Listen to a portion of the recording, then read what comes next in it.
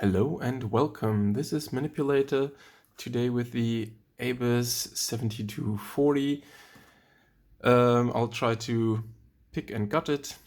It's the cute version that I've picked straight out of the box when it arrived yesterday, and today I'm going to try to gut it. This will be my second gutting of a lock, so don't be too surprised if there are some hiccups. Yeah, let's just go ahead. I've never tried to open this before. I mean, to gut it before. I've opened it once before. I'll use this multi-pick V48 in 0.4 millimeters, and let's see what it takes to get into this. Number one is binding tightly. Good couple of clicks out of him. Number two. Nope. Three, no. Four, yes.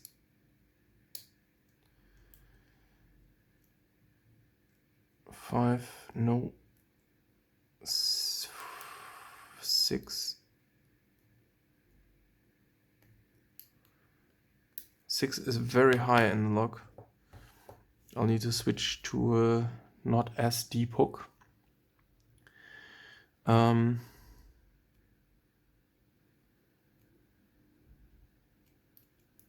me just check that I'm on it.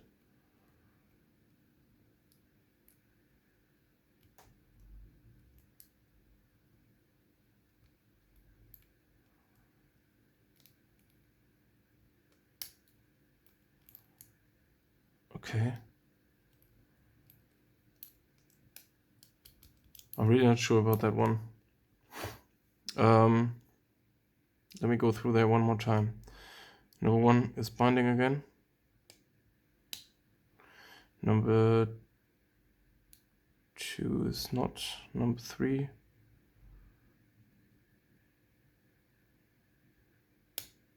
Yes, was binding a little bit. Little bit of counter rotation, maybe.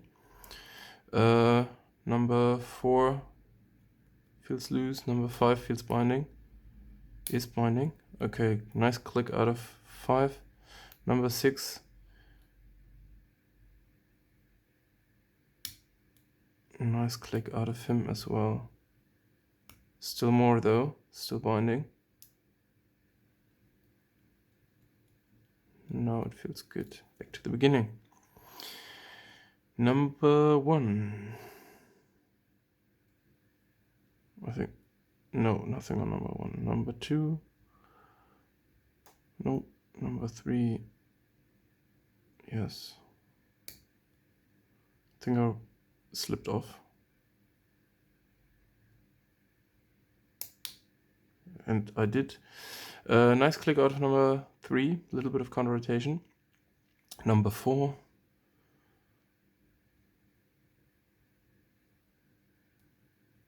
Where are you?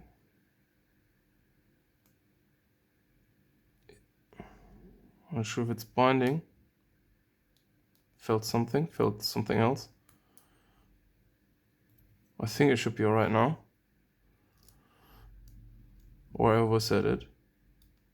Maybe.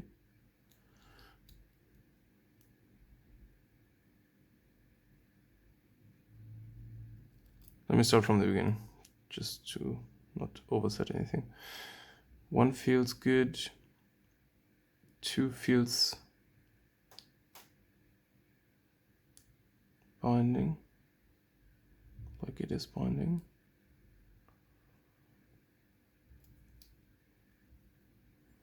Something came back up right away. 1 is loose. 2 is...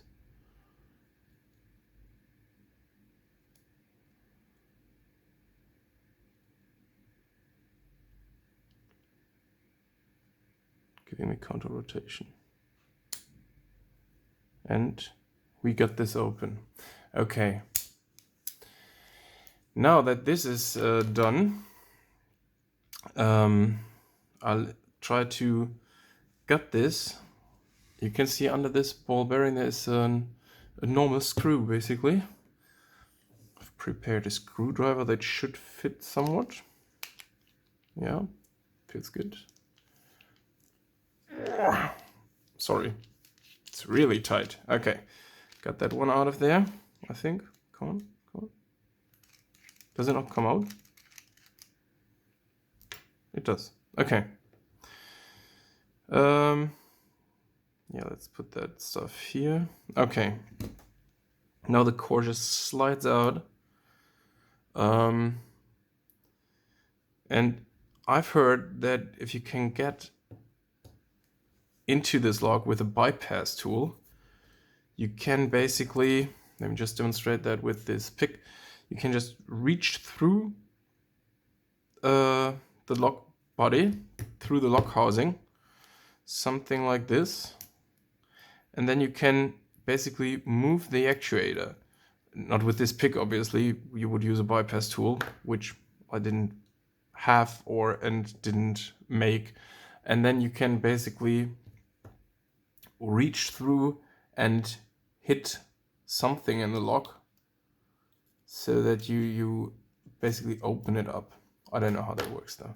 So sorry for wasting your time. You probably know better than I do how that works. Yes, this is the lock.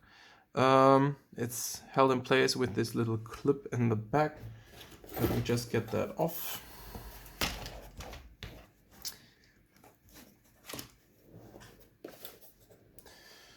Come on, don't be so difficult. Good. Here's my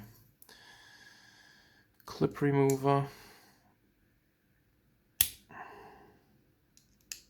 Oh, actually, it looks like that already worked somehow. Yep, it's a little E-clip. And now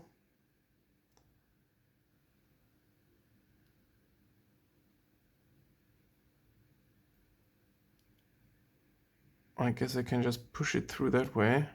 I'll use the key.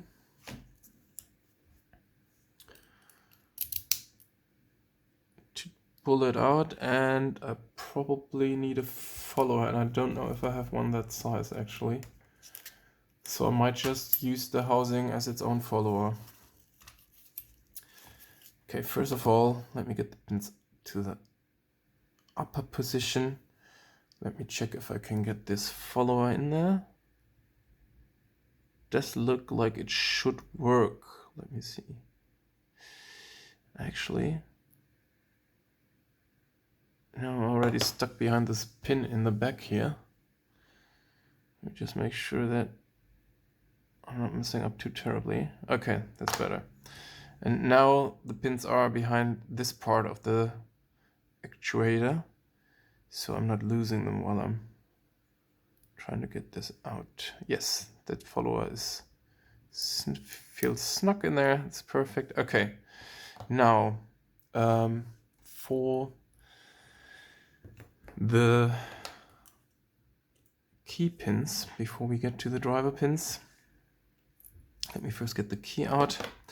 This is the front of the lock, so let's put this in slot number 1. Should I get out my pinning tweezers? I suppose I should.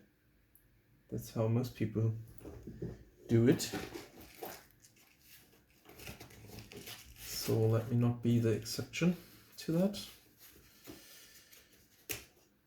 All right, here it is. Yeah, let me just get that out. Okay, that is number 1. Can zoom in a little bit so maybe you can see a little better. Okay, so then actually not too much, otherwise I might get the whole lock out of my frame and that would be horrible. Number 2. I heard that that's terrible in the community, so I did get the other one out of, no way. Oh no, it's here, it's all here. Okay, let me just continue with the way it is. Okay, sorry, my second gutting attempt here ever. It's another, and they're all standard, nothing special about any of those. There was nothing special. Okay, Let's see. I've practiced yesterday a little bit with my first gutting, so maybe today I'll do okay. Oh, look at this, it's not flying away.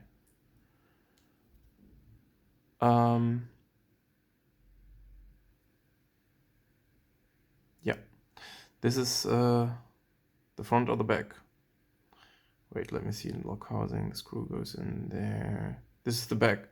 So, no, yeah, that's the back. So there was a normal one in number 6. There was a spool in 5.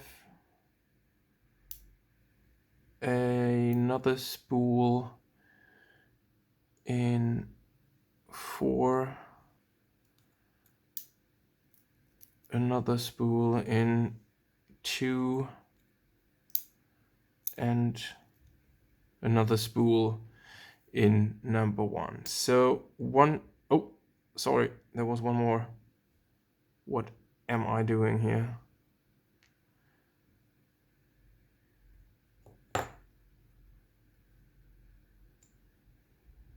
Blasted. There was one key pin left. Okay, so I need to move all of those one up, and since they're all spools, that doesn't really matter. Okay.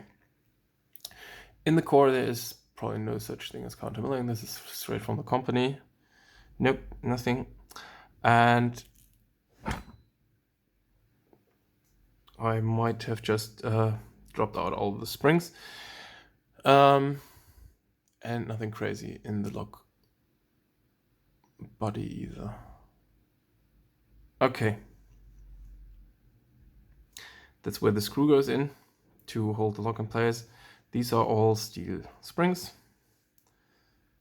At least those I found. I'll look for the rest later.